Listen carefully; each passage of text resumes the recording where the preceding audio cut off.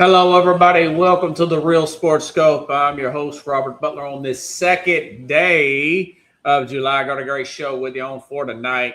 How bad was the Jaylen Brown trade for the Celtics? Going to talk about that, hopefully, with Mad New Yorker coming up here in just a little bit and give you my opinion as well. Lakers get make some trades there. Get everything squared away. And of course, the big headline is the United States will advance to the Sweet 16, although they don't qualify as that type of terms in World Cup. I just like to use those NCAA basketball terms. So stand by. We'll take our first and only break, and I'll be back here momentarily. It looks like the Mad New Yorker here on the Real Sports Scope. Hello, Sports Scope followers. The program has seen tremendous growth since going 5 days a week. I just wanted to thank everybody for your cash contributions and sharing the program with friends and families. Just a reminder, if you want to contribute to the program, go to the Cash App, the cash sign, and Sports Scope. There are other ways to contribute to the program listed at the bottom of the screen. If you want to advertise on the program, go to sports, that is sports with an S, another S, scope, SKOPE, at gmail.com, just like it's listed at the bottom of the screen. Thank you and enjoy the program. Okay, folks. So the big headline is the United States gets the 2-0 win and gets into the Sweet 16 over Bosnia, with Florian Bogdan getting the first goal after the first start, but later gets a red card foul, and he's going to be in a bang-bang play, and he's going to be suspended for the next match against Belgium. Mad New Yorker popped up, and then he fell out. I don't know what happened there, Carlos. But anyways, okay, so I'll go ahead and play this clip, and if Mad New Yorker comes back up, I'll play it again. But here's the clip in real time and then in slow motion of what got one of the better players on the United States men's World Cup soccer team suspended for the next game. Herzegovina. Halligan again, and Muharremovich, both are down. Muharremovich. The number 20 United States committee, serious foul. Yeah, it's going to be a red card. Okay, folks, I'm going to go ahead and bring up the Mad New Yorker. We'll watch this clip together here. Hey, Carlos. I was playing this clip for everybody. See what you think. Get your opinion on this. Was this worthy of a red card, and now 1 game suspension? Watch. Herzegovina. Halligan again, and Muharremovich, both are down. Muharremovich. The number 20 United States committee, serious foul. Yeah, it's going to be a red card. The final decision is red card. Wow.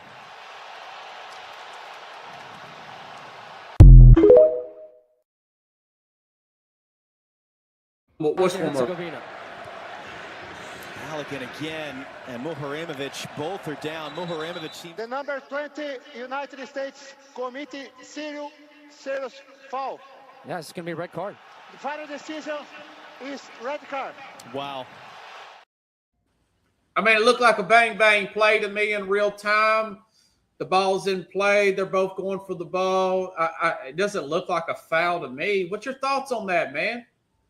I mean, there's the problem in this tournament and in some of these huge tournaments to qualify for the World Cup beforehand is the inconsistencies of the calls, especially in something in this manner. The player wasn't attacking they were going for they both were going for the ball. So it would have been different had he just been directly kind of like when you spear somebody in football. If he was doing that would have been different. So it's granted, it's a foul, but it should have been a yellow card, if anything, because of the fact that it wasn't malice. It wasn't malicious. It wasn't something that the player intended to do. So they need to fix that. There's a lot of these calls that didn't happen or did happen, and they were either carded or just given a free kick. So there just needs to be more consistency, and then they need to let all the players and coaches know. Listen, it's part of the game, So you just gotta. If it happens to you, it's just something that everybody should have be on the same page about. So, and that's the biggest issue, I think. And this point of the game, it takes out one of the best players that the U.S. has, as far as that starts. It's an important player on the team, and it's not a good. It's not even good for him, even as an individual player, because this is something that you've been working for towards your whole life. And who knows if he would get another chance to be on the U.S. team the next year. So and if the U.S. gets knocked out, he doesn't get a chance to play this game. So that's Right. Those are the things that are bothersome about the situation. And they're pretty much an even push there, according to FanDuel, -110 between them and Belgium now. Some books have United States still as a slight favorite. I still think they'll win, but this was their leading goal scorer for the. I want to say he's got 4 goals for the United States in this tournament. So that's a big blow, man. He scored the first goal. I think the United States looked a little nervous in this game early on, didn't you think? Well, one of the things that they've had issues with has been the back line, and then they have a decent goalkeeper, but still it's been the back line that is not. They got 2 good players in the back, but they need 4 good players. So, but what they did was what Pochettino does, the coach has done, is he made the U.S. team was a little bit more attack aware. So the guys in the back, there's 2 guys that can actually handle defensive modes, and then the other 3 guys or 2 guys, depending on how they switch out the back line, play defense, but they also can contribute the ball and can go in attack mode if need be. So that's kind of like how the Pochettino has been strategizing the U.S. team. So when teams attack the U.S., it looks like they're having a little bit of problem and they're uneasy, but the thing is that they're not defense heavy as far as like the 2 players that they have play good defense, which is the captain Ream and or one of the other guys that play on the side of him. So but that was a strategy that they had, because they don't, as much as they're one of the most balanced rosters that they've had in the World Cup, this team does not have heavy defense oriented players, but the guys that they have back there play good defense. So yeah. And you look at a team like Mexico and Spain, neither have allowed a goal in this tournament. So, like the sports writer said that I drove around, the soccer writer, 50 years, Mike, if they get to the quarterfinals, which means if they win this next game, that's considered a success in his opinion. That seems to be across the board of other media members that cover this on a regular basis, would essentially put United States in the Elite 8. That being said, hey, listen, you got to play the games. France looks good. Spain hasn't allowed a goal. I think that Mexico looks like that dark horse that people were talking about. What do you think about a team like Mexico? They look really impressive right now.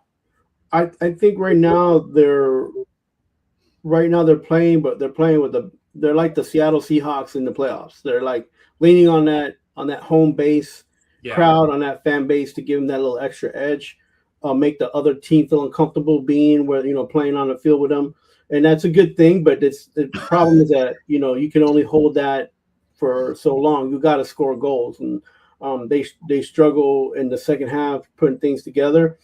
And they've come back a couple of times, and I'm not sure that any of the teams that didn't have to qualify for this tournament, because they're hosting Canada, U.S., and Mexico respectively. I wasn't putting them in the round of 16, but they've been able to do the solid and get there, and that's good for them. But I'm not. I didn't have them there, and in the top 8 in the round anyways. Passing going towards the round of 8. However, You know, I've been sad and kind of depressed because the team I thought that would be in the finals got knocked out, which is Netherlands. So, did you pick Netherlands too? Yeah, I picked the Netherlands versus Portugal as my final for the World Cup. Yeah. You know, Colin Coward said he thought they were going to be the dark horse. I thought that was the most exciting game against Morocco. I had some Netherlands fans. I was giving them a ride the other day from the Netherlands, all jerseys on, but they didn't leave a tip. So I was pretty glad Morocco did not knock them out with the. You got to understand these guys in the from other countries and all these people complain about tips. Listen, if you live off of tips, if that's what you really live off of, don't be in the service industry. You got to do your job, and you got to let me finish. You got to go 100%, and you'll get your tips, and eventually, No, I think people pay you for what you do. People do value you for who you are. Now, that's on the U.S. side. When you go to a foreign country, the prices, everything's included in the pricing. Yeah, I gotta put the gratuity thing. You know, that feels a little. I should probably put that gratuity's not in there, but. Yeah, you can put if you post, cheap, man. If you post that, people do. People from other countries do read. Yeah. Like I've worked in bars, and you know me, I've worked in restaurants and stuff. And when I say, "Oh no, the gratuity is not included," some people would just kind of like look at me and be like, "Oh, then we really need." You don't ask me a bunch of questions. I don't expect you to tip, but if you ask me a bunch of questions and stuff, and I help you with stuff. And you take a bunch of my mints that offer, yeah, you should tip. Okay, if I help you with your luggage, you should tip. You know, I'm not a bartender, I'm not a waitress or waiter, but if you do all this stuff, inspect handouts, yeah, you should tip. You know, I got 2 orders just last week, and I tipped on both of them. And they deserve a tip. They deserve a tip. You know, so the Netherlands fans, hey man. They didn't tip, so the hell with the other ones, go Morocco. That's all my thing is. But that's another thing too. Is like we kind of glaze over whenever people go overseas. They're like, oh, there's no tips. All right, whatever. Like it's like not a big deal, because it's not hurting no one. But when it comes to us, and then we have to feel it, then we question like, hey, yo, why didn't you tip? But my thing has always been like, listen, Ian, we're from the school of hard knocks. You work hard, you get paid for what you work, and you get paid. And sometimes people want to tip you, and you're like, oh no, man, there's no my job. Like when I worked at Home Depot, I wasn't allowed to take tips, but people wanted to tip me all the time, and I'm like, well, the stewardess didn't want me to tip them. Yeah, they got a little offended, like the Angie the drinks in the airplane. Right. They didn't want you to tip them. Me, but I'm just saying, if you ask me 1,000 questions and ask me to do something, entertain you, yeah, you probably should tip. You take my mints, just give me a tip. I have to, use a lot of energy picking up other people. Yeah. And I just, I'm always going to call out people who don't tip. I know it is what it is, man. So. I should do a whole show on that. Really, that would be fun. Yeah, listen, call it gratuity is accepted. Listen, I get you, man. Like we all work hard. We want to get what our money's worth. They put the tip thing as soon as you get out of the car. They put tip, stars, everything like that. You should listen. You're not obligated to do it, but don't ask for a whole bunch of free stuff and then say getting irritated when I think you should. Yeah, I mean, by the way. Not to get too far off subject here, I picked up this lady and this guy this morning, and the audacity of these people, man. This woman brings a dog in my car, okay? 3 something a.m. in the morning. She brings a dog, not in a little, what do they call those? Carriers. Cradles or whatever? Carriers, yeah. Carriers or whatever with a little box thing. She's carrying this dog in my car, man. And they're taking forever. They got all this luggage. And I'm thinking, okay, dude, you've got to tip for this. It's not a service dog. It's not, and they don't even tip. The tips aside, you got to have that is the level of disrespect to bring a dog in, even though, hey, man, my dog's clean. My dog's just used the restroom. But this the idea that the dog may use the restroom in the car. It may take a dump in your car. It may urinate in the car. Knowing that we have other things to do is just the utmost high-level disrespect that I've ever seen in my life, man. Not the vent, but geez. And then the guy didn't even tip. Now, this was one of these high maintenance blonde chicks who he's carrying her luggage. He's meeting me at the gate. He's running back to her. And it's freaking 90 degrees even that early in the morning here. You know what I'm saying? And I'm thinking to myself, this woman is not worth it, dude. They kind of remind me of Alec Baldwin and Kim Basinger. We guys walking around with a sport coat on. It's like I said, 85, 90 degrees, 3 a.m. in the morning, trying to keep this lady satisfied. And the audacity of her just getting in my car, not even having that dog in a crate, man. Just unbelievable. Get no respect, man. Like Rodney Dangerfield would say. And then he didn't tip. I thought he's got a tip for this, right? So, yeah, anyways. All right. Had to get that off my chest.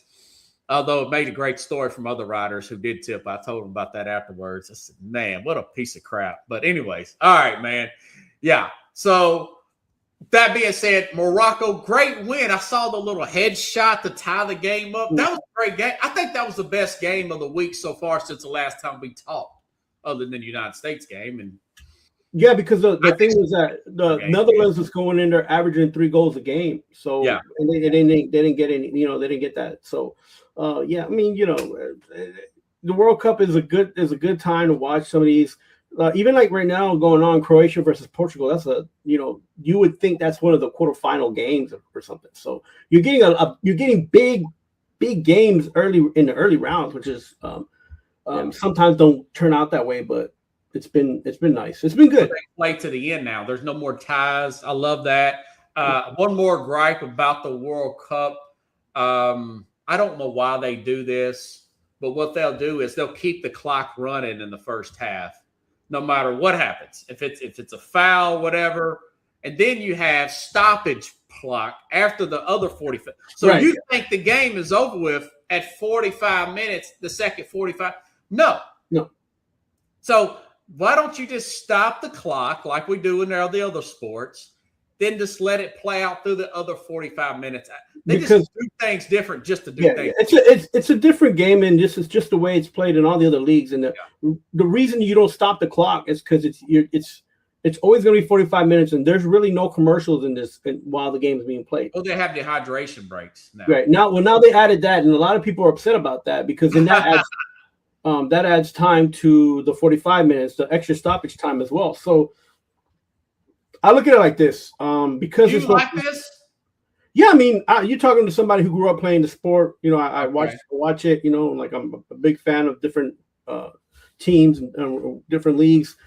It's part of the game. Like you don't want to stop the game. The game, once a player falls down, it's already aggravating as a fan because you're taking time away. You're taking the time and the position. You're messing up the rhythm of the game.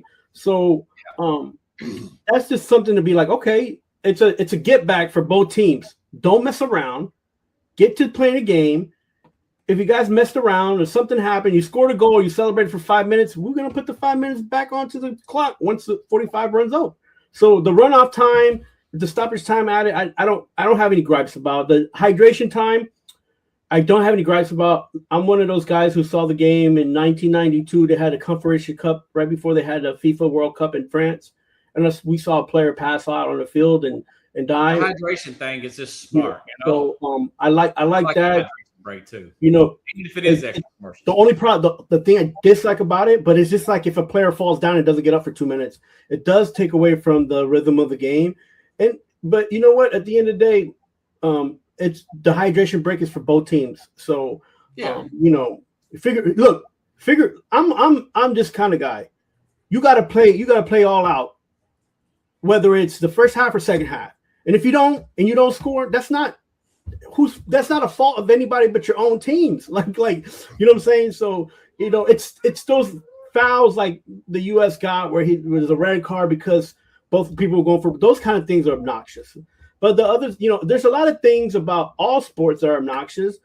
And if you're not used to seeing it or it's something that you don't follow, then it can be annoying. But it's just part of the game, Yeah, I hear you. Switching gears here. I still like the United States to get the win on Monday. Do you still like them? It's going to be tight losing a player like this. I'm gonna be honest. Belgium is one of those teams that are on the down. Their players have peaked. They haven't done as well as other people would say they will. So the U.S. has a chance. They have a good opportunity to do it, to beat this team. However, it's not going to be a pushover game. So this game might end up going to penalties. Penalty kicks, 1-0, United States. Okay. Hey, I'll take that. I'll roll with that as well. They're the Red Devils for a reason there, Robert. They call them the Red Devils. So The Red Devil. that's the Belgium. The Belgian team. They're Oh, yeah. I think you're still kind of annoyed because I say go Morocco because of the – yeah, it was funny. Hey, man, you know what's really crazy? Jaylen Brown. Oh, You know, yes. these stars, I'm going to tell this to the audience as well. I've never seen a week in the NBA where the team that traded the star got the worst deal. I mean, the team that's traded the star between Ja Morant, Jaylen Brown, Giannis Antetokounmpo, they all got the raw end of the deal, man. Jaylen Brown traded 3 years left on his contract. Excellent on-the-ball fender. Will be 30 in October.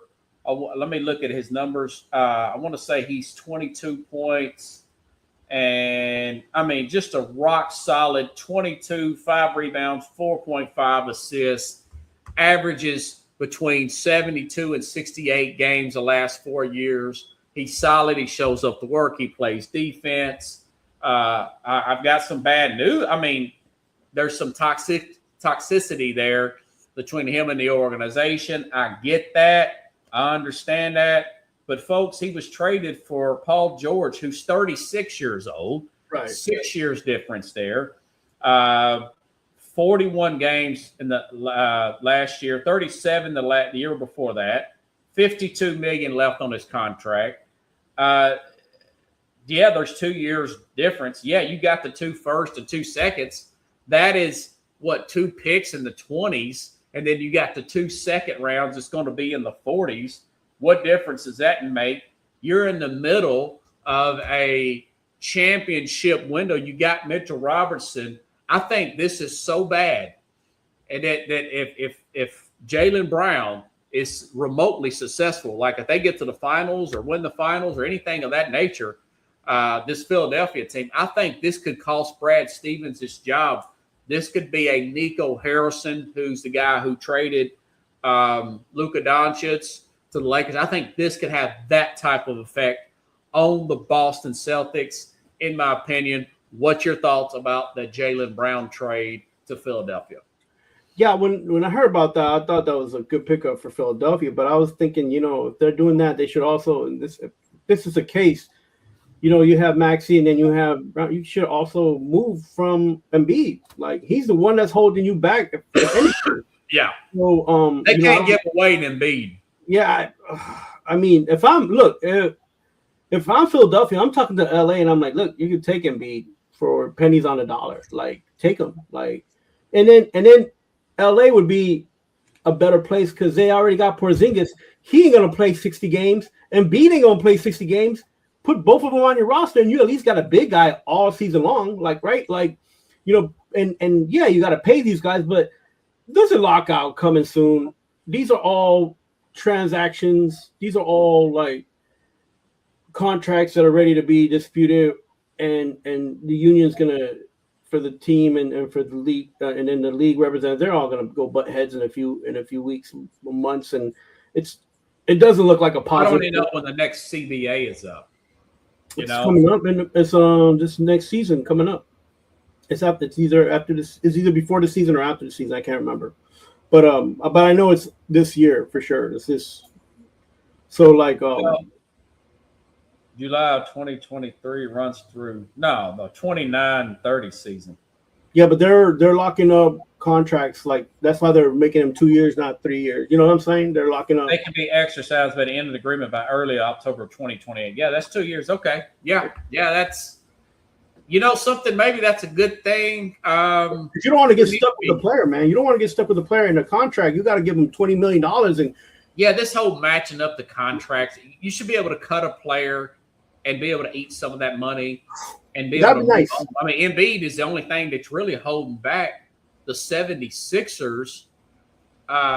Folks, look at this lineup here. Let me see. Robert, before you start the lineup, they can have 3 players with the amount they're playing Embiid right now. They can get 3 extra players. Yeah. Think about that. Go ahead. And there's nothing they can do with this. I mean, you've got Tyrese Maxey, Edgecombe, he's been showing out lately. This VJ Edgecombe, I don't know if he's caught your eye. And then of course you got Jaylen Brown, Dean Wade, they got from Cleveland, and of course Embiid, who you just can't give him away. That's just, you're right. You could probably play 3 players. Is this the era that we're in where it's more about depth and roster construction than just putting a bunch of superstars together, putting 2 highly paid superstars like a Wade and a Bosh and well, that'd be 3, I guess, but a Wade and a LeBron and a Bosh, or just sticking a couple of big, guys that you're playing max salaries to, like a Brown and a Jason Tatum. It seems like it's more spread out now, which is the way it should be. It should be more of a team game. I like this era. Do you think that's where it's going? I guess that's what you're saying, right? Right. It's the not just contractual, but how these players also end up, like you said, syncing with each other, balancing out that roster. Whether you got depth or not, that's always going to affect you in the long run. And we're looking at a championship where if San Antonio, the championship run that the Knicks and the Spurs had, is the Spurs had a deeper bench, not just older guys with names, but like a deeper bench. This could have been an even more competitive type of situation that the Knicks would have had to go through. The Knicks were the ones that had the deeper bench, that had the roster with the guys that ended up playing when those guys were hurt. They got help because at the beginning of the season there was 3 players that were injured. So those guys that are on the bench, plus you added the trade deadline players, that was the possibilities that all went for the Knicks' favor. Now the teams are all looking like, well, the Knicks did it with 2 stars, maybe a third, but it just depends on how you look at it. Yeah, and the reason the Knicks did it, though, the reason they were able to do this is it was a season-long thing, run. It wasn't that it happened instantaneously. Plus they had just fired one of the best coaches in the NBA because he was given the award the year prior. So, yeah, Thibodeau. So, and to which, when he got fired and the Knicks got rid of 4 players, I was like, oh God, what are they going to do? They end up making the right moves. They did the interleague championship that they won. They were still missing 2 guys due to injury, which Deuce got hurt and what's his name got hurt. Mitchell Robinson was hurting a little bit, and then they got better during the season, and then they made the trade. Got the guy from Oklahoma. Hartenstein. No, they got what's his name? Well, he's with that. Hartenstein used to play. No. They got he was on Oklahoma. They picked him up, or he was on. He also played for Louisiana. What's this guy's name? The Pelicans. Yeah. Randall? No. I can't remember his name. The Puerto Rican guy from who played in Christ the King. Anyway, they got him and Shamet. Yeah. Adebayo? No, Adebayo. No, not Adebayo. What am I talking about? I can't remember his name right now, but they got the guy and also got Shamet. So they did good in the trade deadline, So and then the players ended up playing better and took them a while to get balanced and you okay with Mitchell Robertson leaving? Do you think that's really? I'm okay with him leaving. I'm not okay that he's going to Boston. Now, Nick should have made sure that if he was going to get traded, that he get traded outside of the conference, or even to the West, because it's the guy and it's harder. You're gonna have to see him like at least 6 games, 4 to 6 games, depending on how many times you play him in the season, and it's like, it hurts because you just won a championship with him. I mean, that's part of the business, but I thought that the Knicks would do a better job trying to move him to another team. A lot of teams could use Mitchell Robinson, to be honest with you, but if Boston's everybody's paying for bigs. I mean, I'll bring it up the Lakers here in a minute, but they paid a big. They traded for a big. Hardenstein. I thought they might let him go in Oklahoma City after they drafted. What's his name? Adar, whatever. The big man from Michigan with the other big, the little super skinny guy. Can't remember his name now. But they've got three big, Holmgren. Who? Chet Holmgren. Holmgren, yeah, of course. The talented guy, but he's just, he's not physical at all. He's like straight big, but that's what teams are doing now. It's complete roster structure, and they're building to stop Wemby. They're seeing Wemby coming like a freight train in this league. And then, of course, you got Joker's a big who's very skilled. Listen, folks, Boston, this was a monumental mistake in my opinion. I thought they could have went after Aaron Gordon, man. And traded Gordon for Brown and maybe, get some more players out of it. This was huge. I'm telling you, what is your thoughts on maybe Brad Stevens getting fired for this? Well, I think Stevens is in a good place right now. It's a good thing that he's not coaching anymore, because then he would have been gone quicker. Yeah. But you hit a huge point, and it's not just the whole Wemby thing. Even Dallas having that rookie coming out last year, Cooper Flag. Yeah, having Flag out there, that's another big guy that uses the whole court. He doesn't. You can't just be like put a guy on him and let him play defense under the hoop. No, this guy knows how to use the court. He knows how to move the ball. He knows how to move without the ball. So there are a lot of guys like that now that are coming out. Chet Holmgren, like you say, he's not physical, but he moves around. And he knows how to use the court. He's 7th something, ain't he? Yeah, so there's a few guys now, and incoming the Michigan center to the league. So there's there's the guy who they call the who's a Mexican American who's gonna try out on the Lakers. He played for St. Louis University.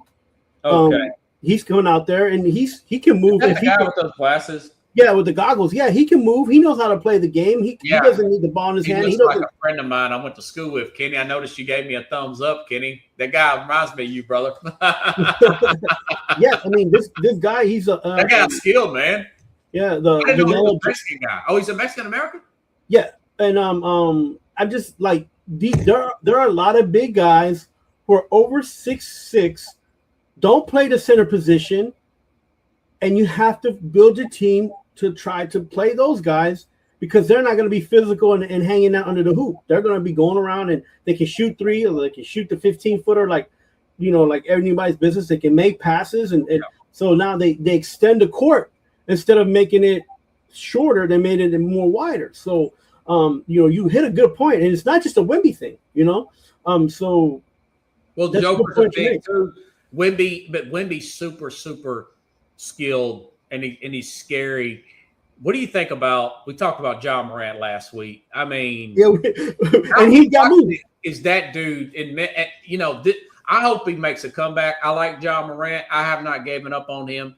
He's 28 years old. He's made 2 All-Stars. He gets traded for Jeremy Grant, he's 32 years old. Yeah. And then a role player, no draft picks. You talk about a giveaway. This is like a win. You talk about a win-win for Portland, but an awful trade for Memphis. Geez, I would have at least tried maybe, same thing with Jaylen Brown. Try to run these guys to the trade deadline at least, if you can't get anything right now. What's your thoughts on that one? And I got to remind the audience about some of the criticisms of Jaylen Brown. But go ahead. Yeah, well, the Ja Morant thing, it was just done. They didn't worry. I guess they were so worried about him being on the roster next year that they wanted to make sure he wasn't on the roster next season. I don't think they was looking at it like a loss. And to be honest with you, it's not really a loss, because you have space. You have the G League guys that are down there. You can probably move a couple of those guys before the seasons come up. Pick up some players that will actually probably step it up. Being in Memphis, it's an opportunity for players to grow. unlike other places. So, in that retrospect, they just got rid of a contract. They got rid of not just a contract, but the player himself was. We talked about him last week. He just had a lot going on, and you want him to be focused on basketball. You don't want him to be focused on other things that could be happening. Him going to Portland. Listen, it's not a bad move. It's not a bad move, Portland, but are you going to allow John Morant to be John Morant and let him play like John Morant played? Or are you going to try to put him in the system and screw this guy's career? That to me, that's the only thing I'd be worried about if I was John Morant and if I was a coaching staff and if I were John Morant. Those are two things you're going to let me play, or do I got to be in a system that I don't even like? I saw it last year, and I don't think it was good. You don't already want friction coming in, right? So Well, they got him with Scoot Henderson, with this center Donovan Cleveland, and Denny Ajadova. I can't pronounce. I don't know any of these guys hardly, except for Scoot Henderson. That being said, it's better than Jeremy Grant. That's an upgrade. That is. Right. I would like to have seen him go to Miami or Detroit, preferably. But it just didn't work out. None of those contenders wanted him. I mean, I think he's the lowest stock. I mean, I think he's a straight buy now at this amount of money. But, hey, listen, going back to Jaylen Brown, listen, there's been criticisms of Jaylen Brown, man, that he's toxic in the locker room right now. This is not just Colin Cowherd, but this is one little nugget here on him. He says, I've had 2 NBA sources in the league, one executive, one scout said that Jaylen Brown, it's a disease. He suddenly thinks he's the smartest guy in every room he's in. You make a lot of money. Suddenly you're absolutely sure you don't want to listen to your bosses. You don't want to listen to consultants. You don't want to listen to teammates. It seems like that management's lost him there. I don't know if that's – I'm like you. I don't know. I mean, listen, it's been rumored they wanted to trade him a few years ago for Kevin Durant. I can see where he may feel shorthanded. Plus, analytics say they win more games without him, percentage-wise. If you want to lean – and you know how Brad Stevens is and those analytics. They're married to him, and they shoot too many threes. This is why I think that he could be – listen, he's been there a while. He could get fired for this. He's not fireproof. Right. What do you think about those criticisms of playing a little devil's advocate? Why they really just felt like they needed to get rid of Jaylen Brown? I think the problem is that Jaylen Brown is probably smarter than some of those people making those decisions. And I don't say it in a mean way. I say like educational wise. When you're an educated man like that, and you're playing a sport, and then you're just like, well, you try.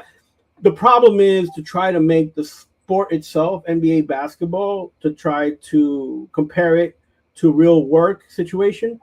And it's hard because the sport has different dynamics, and sports business has a different dynamic than a tech business does, and than a restaurant business would, than any other business has. And so when you're a smart person like he is, and he's thinking of maybe his future and how to benefit from being on a basketball team wherever he's at, I'm sure he probably sits there like, I don't want to listen to any of this stuff, and I just want to make sure that my career, that myself is in a good position, not just financially, not just on the team, but also be able to win. Right now, those things are hard to come together, man. And if you're an educated person, right, and you're thinking about your future, not just the now, it is kind of like off-putting. It's very off-putting. Michael Jordan was one of the worst players to be around. Kobe Bryant was one of the worst players to be around. Dr. J was one of the worst players to be around because they want to win. Yeah. They didn't just think about money. They wanted to also win and have their brand, have their persona be effective. So you hear these things about locker rooms not being because these guys. Well, he liked a post that said he was underappreciated on Instagram. He knows he's verified. He knows that will get out. I think it's good to move on. I just wish he wouldn't have went to Philadelphia. I'd like to see him go to Denver.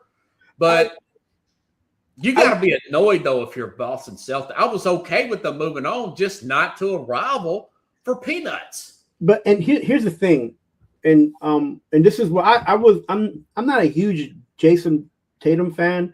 Yeah, but I've been learning how to appreciate him as if he's been winning the championship after he's been won the championship, and like last year wasn't on the team.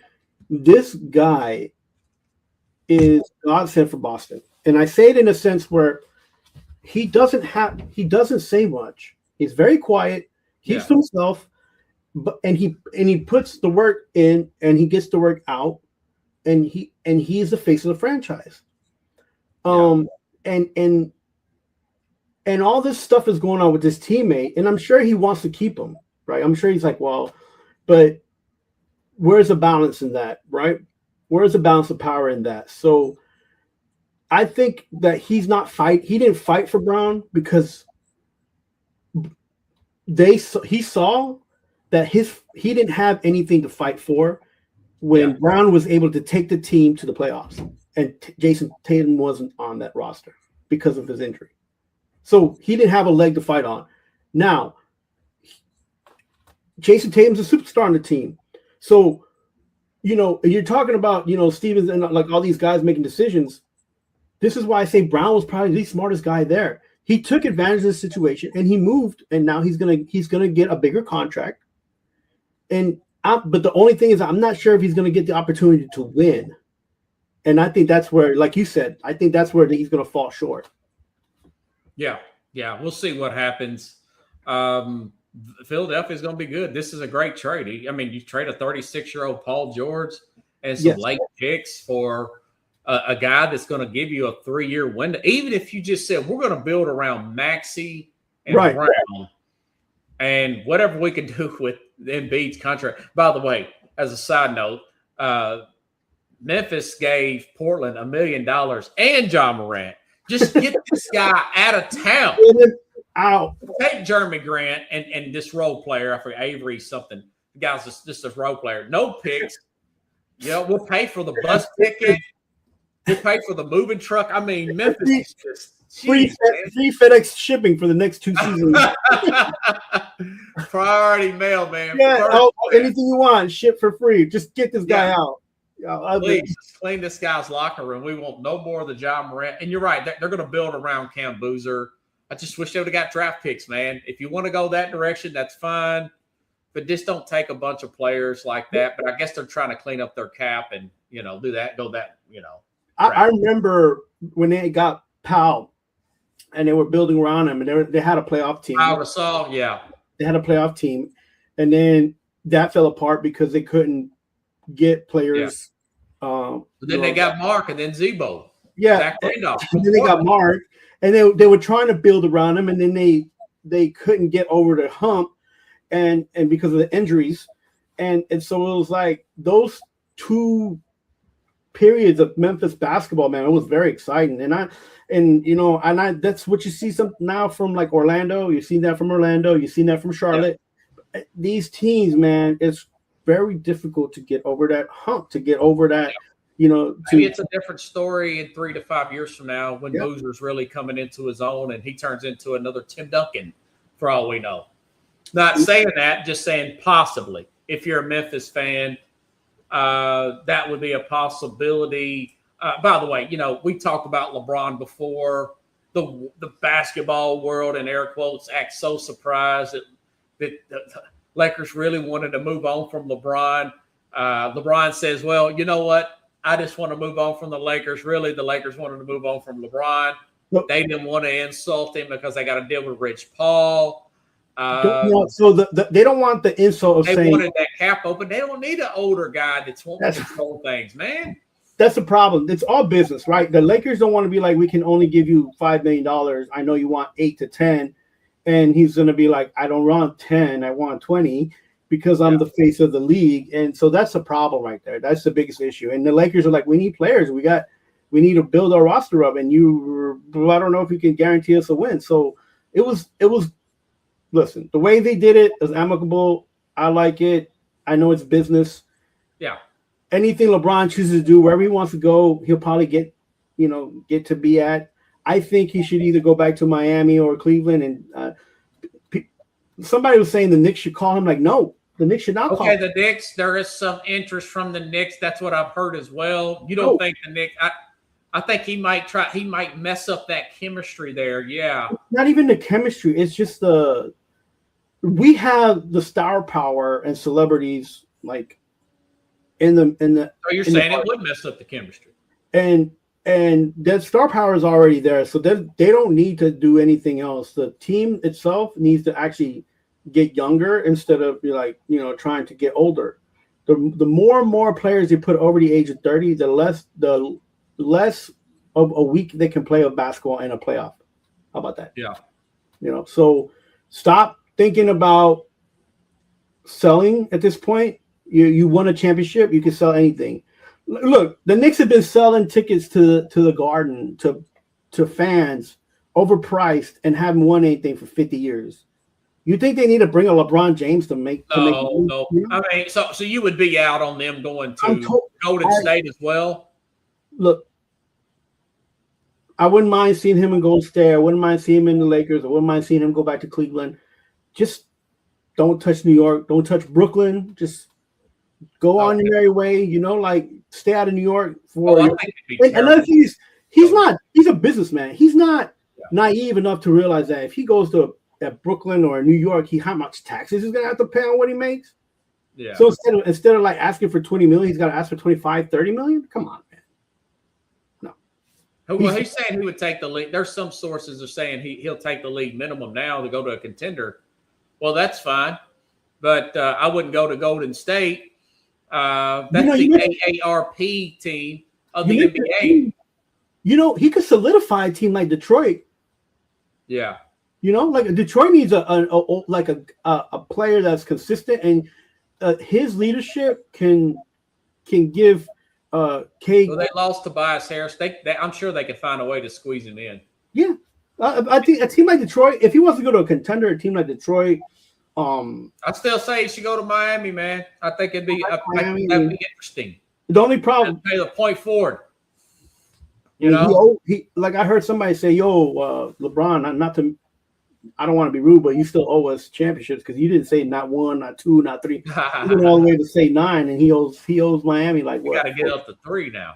4 championships. I would love to see him go to Miami. As I mentioned on Tuesday's program, I think he should lower his minutes. He's at 33 average. I think he needs to get down to about 24. You can still start him, but just, keep him around that last 5 to 7 minutes in the fourth quarter. That's usually when all these games are decided. We know he's only going to play about 50 games. The guy's 42. I mean, listen, or even if he went to a team like Indiana, man, like that would. He needs to. I doubt he'd do that. I know, but Indiana's a great fan. They have a great fan base. Minnesota, he'd be a good stabilizer in Minnesota with those 2 wild kids there in LaMelo Ball and Anthony Edwards. I think if LeBron goes to Minnesota, it'd be like Jordan going to the Wizards. 2 crazy young bucks, and then him. Much more talented team though than that Wizards team, man. I mean, Stackhouse had some hype, but this team has been in the Western Conference semifinals. Have been in the Western Conference Finals. The problem is that you're telling LaMelo to not shoot 20, 25. Well, second thought, he might not want to babysit a LaMelo Ball. That's what I'm saying. Like you're gonna have to tell LaMelo, and you're gonna have to tell what's his name, Anthony Edwards. Anthony Edwards to, hey, listen, you got to pass me the ball. I can dunk. Get out of my way, old man. Yeah. I love Anthony Edwards. I hope they get it going there. This is funny, man. Okay, so the Lakers, they re-sign Austin Reeves. They get this Wessler guy, this big man. They're doing what they're supposed to. They got a center to play defense and rebound.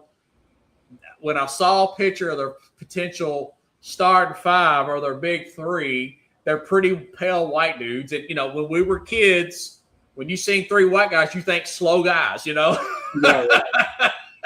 So Stephen A. Smith, as we predicted, I got to play this quote here. If I can play it. It's very funny. You got the actually Emmanuel Acho, who I'm not agreed with him a lot.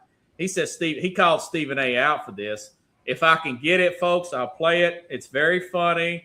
Well, he's kidding around halfway, but hey, listen, we're not in the world we used to be in.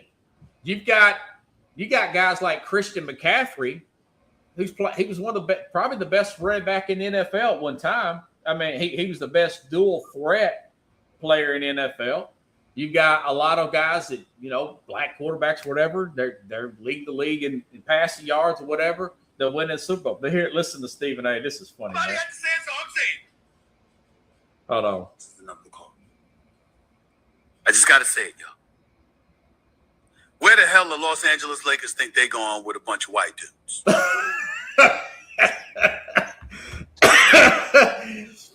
So, hey, listen, they're leaning more into the analytics.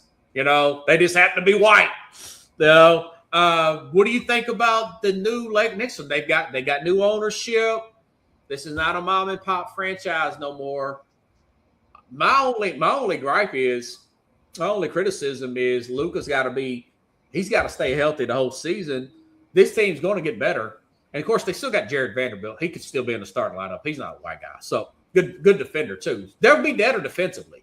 What's your thoughts about that and the new look Lakers overall without no LeBron?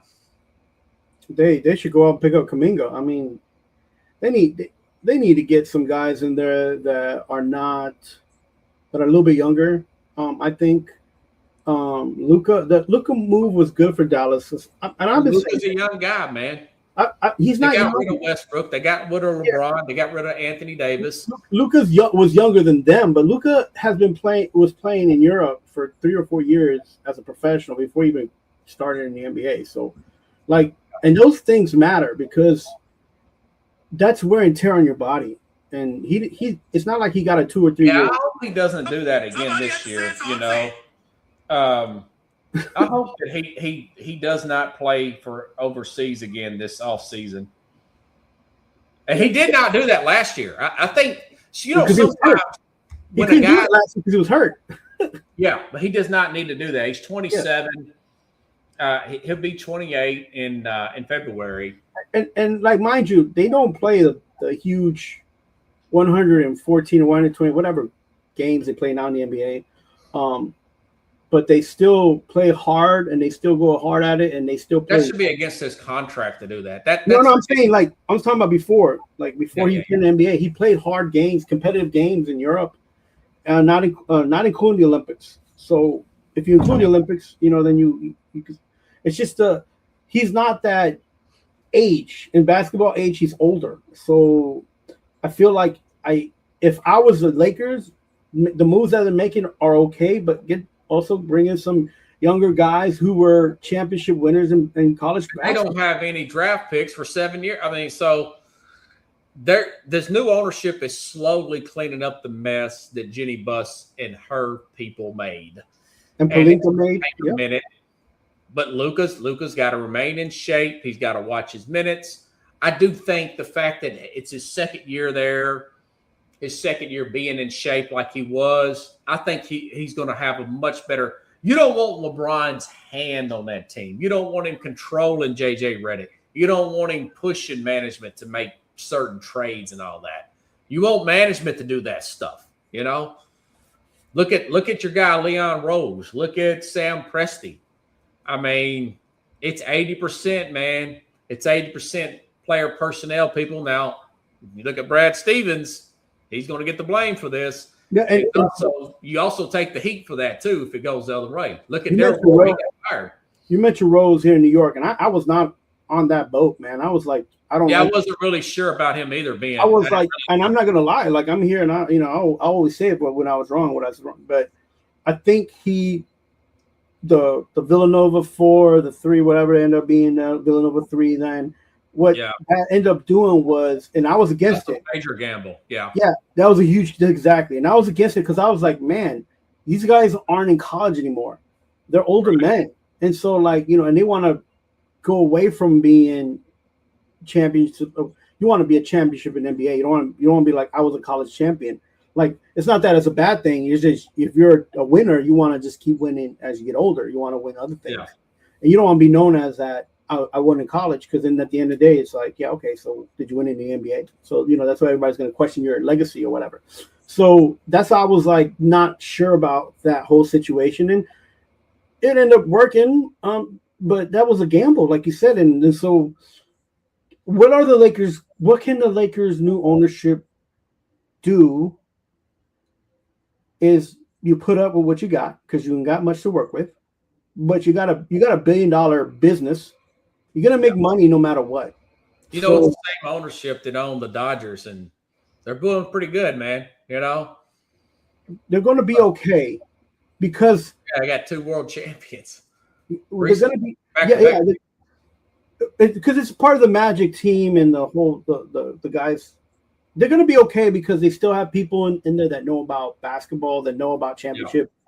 People like Magic Johnson, and those guys are still part of the exec team. So I think give them 3 or 4 years.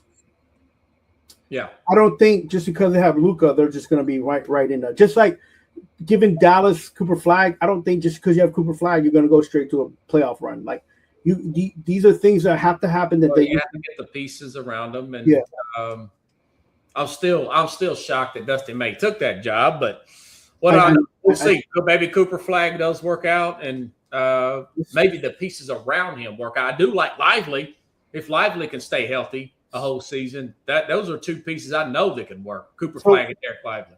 So I feel like now there's a little bit more in NBA basketball. There's going to be a little bit more of a balance and a little bit more like what the NFL is, a little bit more parity.